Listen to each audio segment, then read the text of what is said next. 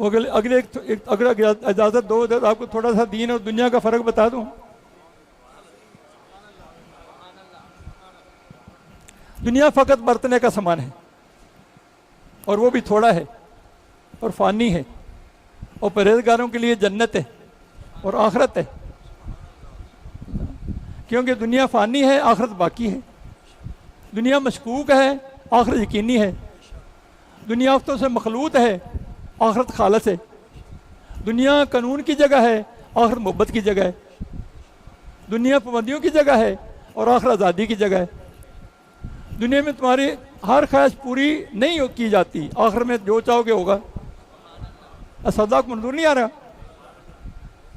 جو آیت نمبر 111 سورۃ توبہ کی ہے کہ اللہ نے آپ کی جان اور مال کی جنت آپ دے دی، تو وہ اس کو دہرا رہے ہیں. اور کیا کریں؟ یعنی اس کو دہرا ہی رہے نا کہ سودا تو چنگا یہ کام کر لو.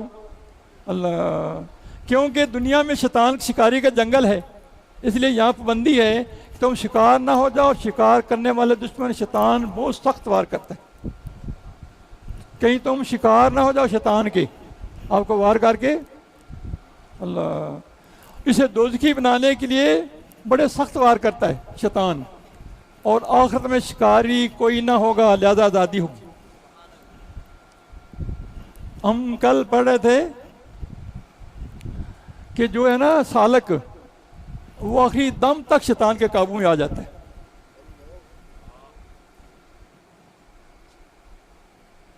اور جن کو اللہ چن لیتا ہے اپنی ولایت کے لیے، وہ کہتا ہے ان کو میرا بس نہیں چلتا. آپ سمجھ آئی؟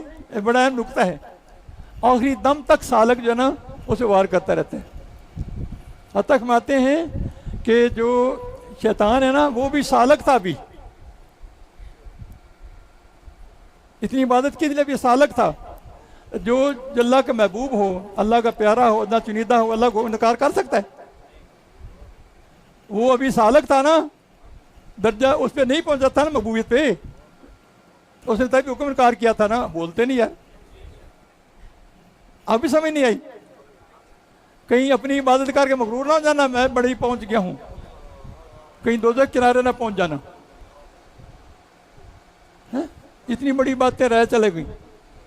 یہ ان کے لیے ہے جو اللہ کے جن دوست ہیں، جن پہ شیطان خود کہہ رہا ہے میرا وار نہیں چلتا. اللہ نے خود حفاظت کرتا ہے، اللہ کے محبوب پاک حفاظت کرتے ہیں. اللہ وہ خود ہی اتنے ذمہ دار ہوتے ہیں کہ اللہ کی حکم خلاف وہ بات ہی نہیں کرتے. اللہ بے نیاز ہے نا، جب چاہے جو چاہے کر دے. اسے ڈرتے رہنا چاہیے. اور ایک یہ اللہ کی گناہ ہے نا، گناہ کبیرہ، وہ فرض بہت شمار ہے. گناہوں کی فہرست گناہ کبیرہ بہت بے شمار ہیں. گناہ کبیرہ وہ بندہ ڈرتا رہتا ہے کہ یہ گناہ کبیرہ نہ ہو، یہ گناہ کبیرہ نہ ہو، یہ گناہ کبیرہ نہ ہو.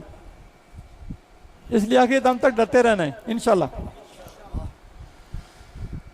دنیا میں دل کے ساتھ نفس بھی ہے اور بری چیزیں بھی چاہتا ہے. آخر میں نفس نہ ہوگا، لہذا وہاں تمہاری ہر خواہش پوری کی جائے گی. سمجھ آئی؟ اب بھی سمجھ. نیز اگلی بات سنو، دنیا میں ہر چیز غیب ہے، اور غیبی خبریں جو حضور پاک صلی اللہ علیہ وسلم نے دی ہیں ان کو ماننا ہی تو ایمان ہے. جو غیبی خبریں اللہ کے محبوب نے دی ہیں ان کو ماننا ہی تو ایمان ہے. اور آخرت میں ہر چیز شہادت ہو گیا. گویا دنیا فراق کی جگہ ہے، آخرت وصال کی جگہ ہے. ان وجود سے بھی آخرت سے دنیا لاکھوں درجے بہتر ہے. اب دونوں فرق آ گیا. اب جن لوگوں کو ذہن میں بات رہے نا یہ والی، وہ پھر آخرت کو ترجیح دیں، اللہ رسول کو منانے کی کوشش میں لگ جائیں. دنیا کیا ہے؟ ہر جو چیز رب سے غافل کر دے وہ دنیا ہے. بیوی بچے، سونے چاندی وغیرہ کا نام دنیا نہیں ہے.